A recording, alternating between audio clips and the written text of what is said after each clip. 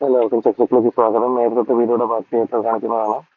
ഇവിടെ വെച്ച് ഞങ്ങൾ നോക്കുകയാണെന്നുണ്ടെങ്കിൽ മാർക്കറ്റ് ഞാൻ പ്രതീക്ഷിച്ച രീതിയിൽ തന്നെ വീണ്ടും താഴേക്ക് തന്നെ വരാനുള്ള ഒരു ശ്രമം നടത്തുകയാണ്. നേരത്തെ ജസ്റ്റ് ഒന്ന് വീണ്ടും പൊങ്ങിയിട്ട് വീണ്ടും താഴേക്ക് വരാൻ ശ്രമിക്കുകയാണ്. നിങ്ങൾക്ക് നോക്കിയാൽ മനസ്സിലാവും, ഞാൻ ഇപ്പോഴും എൻ്റെ ബാലൻസ് ഞാൻ കട്ടായിട്ടില്ല. ഇപ്പോഴും അതിനനുസരിച്ച് മാറിക്കൊണ്ടിരിക്കുകയാണ്. ഇവിടെ നമ്മൾ വീണ്ടും നോക്കുകയാണെന്നുണ്ടെങ്കിൽ ആക്ച്വലി ഞാൻ പ്രതീക്ഷിച്ച രീതിയിൽ തന്നെ മാർക്കറ്റ് വീണ്ടും ഒരു ഫോളിലേക്ക് വീണ്ടും വന്നിട്ടുണ്ടായിരുന്നു.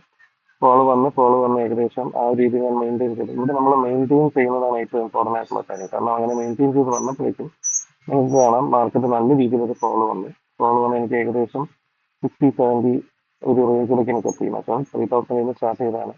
അത് ഏകദേശം ഒരു 60-70 റേഞ്ചിലേക്ക് എത്തിയിട്ടുണ്ട്. അപ്പം ഈ ഒരു ഭാഗത്തുനിന്ന് വീണതുകൊണ്ട് മാർക്കറ്റിന് പോസിറ്റീവ് വേയിലേക്ക് പോകാനുള്ള ഒരു ചാൻസ് കൂടുതലുണ്ടെന്നുള്ളത് എനിക്ക് മനസ്സിലായി.